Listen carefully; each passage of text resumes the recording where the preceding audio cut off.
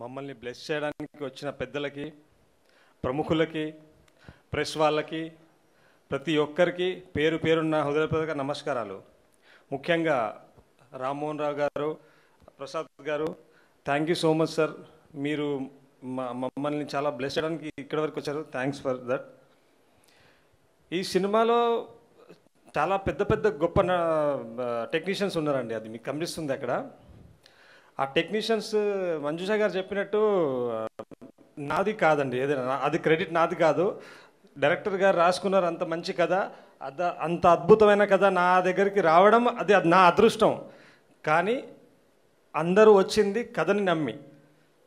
So ఆ credits అందరు ఎవరి క్రెడిట్స్ వాళ్ళ దగ్గర ఉంటాయి. అండ్ ముఖ్యంగా డైరెక్టర్ గారికి ఆ క్రెడిట్స్ వెళ్తాయి. అండ్ రాజేంద్ర ప్రసాద్ గారు సార్, నేను ఎన్ని సినిమాలు చేస్తే అన్ని సినిమాల్లో మీతో చేయాలని నేను కోరుకుంటున్నాను సార్. ఈ సినిమాని, షష్ఠి పూర్తి సినిమాని ఈ రోజు వరకు సినిమా షూటింగ్ అయిపోయి సంవత్సరం అయింది, ఇప్పుడు రిలీజ్కి వచ్చింది. కానీ ఈ రోజు వరకు ఈ సినిమాని మీరు మీ భుజాల మీద వేసుకొని మోస్తున్నారు సార్. మీకు నేను జీవితాంతం రుణపడి ఉంటాను సార్.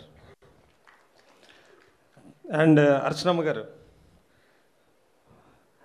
అమ్మగారితో షూటింగ్లో ఎలా ఉండేదంటే, నాకు ఇంటికి వెళ్ళినప్పుడు తల్లిని చూడగానే ఎలాంటి ఫీలింగ్ వస్తుందో, ఇంటి నుంచి షూటింగ్కి వెళ్ళాలి అంటే సెట్లో మళ్ళీ నాకు ఇంకో తల్లిలాగా అనిపించేది. So thank you so much Archana madam, నాకు అంత కంఫర్ట్ ఇచ్చారు. Thanks you so much. And మన బ్యూటిఫుల్ ఆకాంక్ష గారు, పెద్ద పెద్ద హీరోలతో సినిమాలు చేసిన తర్వాత కూడా ఒక కొత్త హీరోతో సినిమాలు చేయాలి అంటే హీరోయిన్స్ చాలా ఆలోచించి స్టెప్ తీసుకుంటారు. కానీ అలాంటి ఆలోచన లేకుండా, వీళ్ళు కొత్తోడా పాతోడని కాకుండా అందరూ కథని నమ్మినట్టు ఆవిడ కూడా కథని నమ్మి నాతో నా పక్కన చేయడానికి ఒప్పుకున్నందుకు చాలా చాలా thank you ఆకాంక్షజీ. And CP sir, నేను డైరెక్టర్ గారు ఎన్నో నెలలు కష్టపడ్డాము, ఎంతో చేసాము. కానీ ఆ కథని నేను నమ్మిన దాని తర్వాత ఆ కథకి మీరు హెల్ప్ అయింది, మీ తోడు ఎంతవరకు తీసుకొచ్చిందంటే అది ఈరోజు ట్రైలర్ లాంచ్కి అండ్ రేపు సినిమా చూస్తారు మీరు. Thank you so much sir. Me support లేకపోయి ఉండుంటే మేము ఇక్కడి వరకు వచ్చేవాళ్ళం కాదు.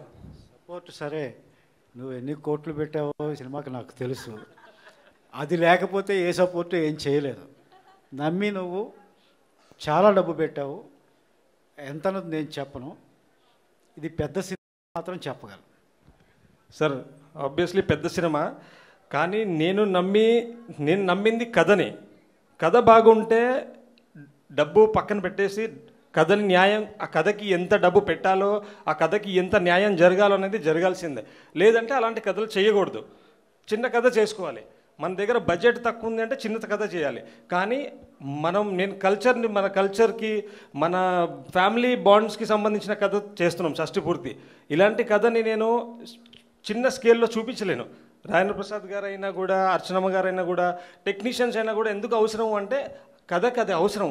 అలాంటి టైటిల్తో మేము వస్తున్నాము, అలాంటి కథతో వస్తున్నప్పుడు అలాంటి టెక్నీషియన్స్ అవసరము, అలాంటి కాస్ట్ అవసరం. సో బడ్జెట్ తప్పకుండా అవుతుంది. కానీ నాకు ఎటువంటి భయం లేదు. ఎంత బడ్జెట్ అయినా, ఎన్ని కోట్లు అయినా కూడా. రేపు సినిమా 30న వచ్చే శుక్రవారం రిలీజ్ ఉంది. నా డబ్బులు 2 రోజులను తిరిగి వచ్చేస్తాయని నమ్ముతున్నాను. అండ్ రూపేష్కి రూపీస్ విషయంలో భయం లేదు. నాకు